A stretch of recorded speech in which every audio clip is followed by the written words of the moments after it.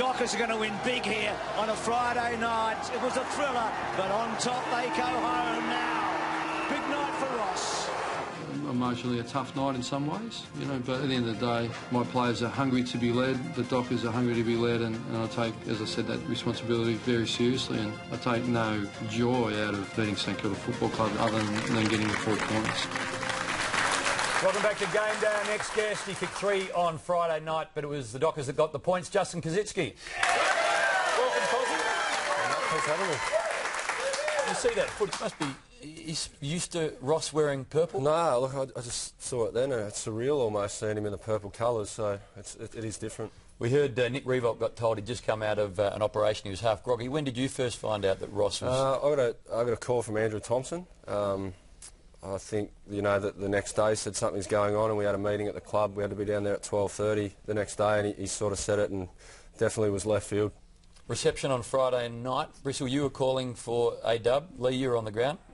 As expected? Oh, look, I certainly heard the boos at quarter time. I wasn't quite sure what the crowd was going to give, but I certainly don't think Ross needs 5 security guards. Knowing Ross, he would have handled himself okay if he was playing a street fight. If he needed to, but he had the security guards there. And yesterday in the paper, that look that he gave, he was looking back at someone. That was, there was a guy about this far. It's a bit close, isn't it? It is a bit of an explosive situation, though, isn't it? I mean, like, it only takes one guy to do something silly, whether that's Ross or the spectators, to do something silly, and it's one of the few grounds where the coach has got to walk up through the terraces, through the people. I think Adelaide's at Amy Stadium is probably another one, but it's a dangerous thing, I reckon. Shouldn't just in that situation.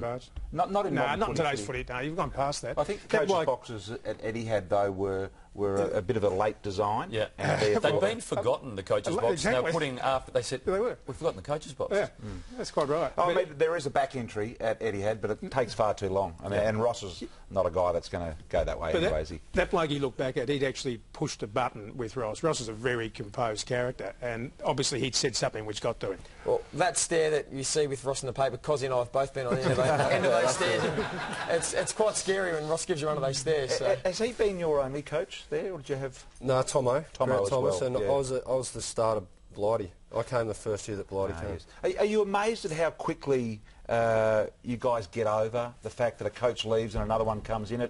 Because you think you're absolutely rock solid, and then all of a sudden changes and you get on with it. Obviously it changes. It's a huge change at the time, but you get on with it. You get a new coach in, you get new players in, you get a new fresh start, and off you go. That you can't afford to spend time dwelling on it. Well, you think about Scotty Waters. He started with the Eagles, Freo, Sydney, went to Collingwood. One bloke that's always been a saint is Molly Meldrum. He was back on Friday night. He was disappointed probably with the result, but nice to see Molly back in some sort of a health, and he was just... Watching on with Lewis Martin, head of the Channel 7 network. The thing I noticed about that shot, and they showed it a couple of times on the night, was Lewis Martin, our boss here. He just loved that top left frame of picture, and he just refused to get out of it. Well, unusual. St Kilda and Freo on Friday night football, and the Saints went in favourites. The Dockers, they won Ando in the end by 13 points. It was low scoring in the minds of everyone going in, but it wasn't in reality. Your game. No, it's sorry, yours, Joey. I'll handle it. Look, obviously we knew coming into the game it was going to be a tight and tough battle, and Fremantle, obviously under Ross Lyon, were going to always be ferocious, and they came out of the blocks really well, Freo. Early on it was red hot. We knew it was going to be tough, and as I said, tough and tight, and they got a little bit away. They skipped away a little bit. Maine did a good job on Sam Fisher, playing that negating role. He's Big Clark kicking a really good goal from outside 50, and as I said, half-time was really tight, tough battle. Third quarter, they kicked away a little bit. They got a bit of a lead, but we brought on our super sub, Cripper.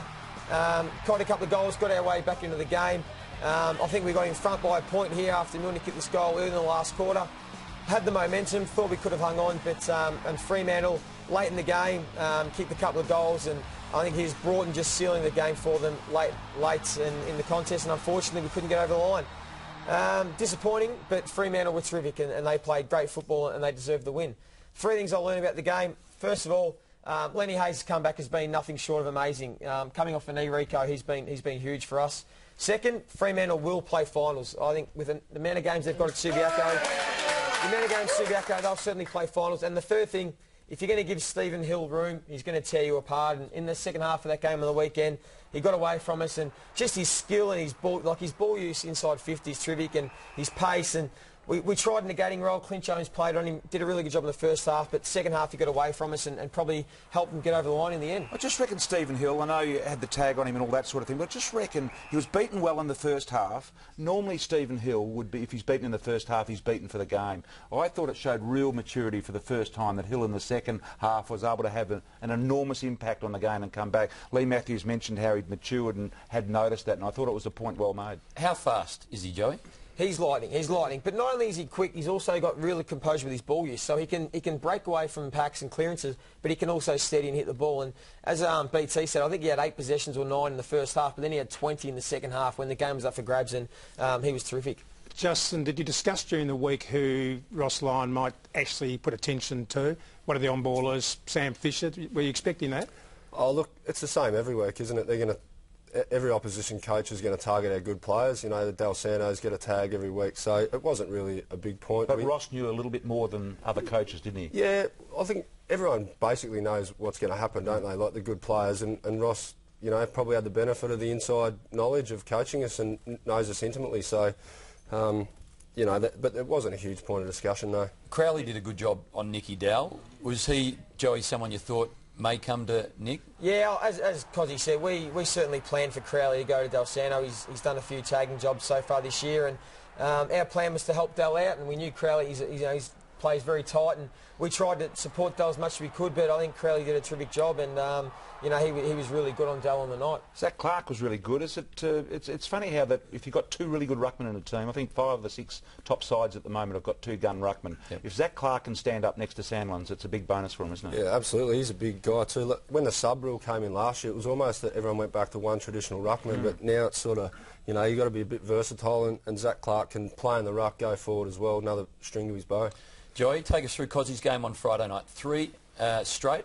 Almost broke his foot kicking at one, but seemingly had one of his best nights for a long time. Yeah, he was up against old mate Dorse, and look, we always knew that if Cozzy could get one-on-one with Dorse, he'd probably have the size and strength. Any sledging against old Zach? Yeah, there was a little bit of chat going on. Were you licking your lips or not at the prospects of Dorse? Oh, you know, look, played on him at training a lot, but it was good.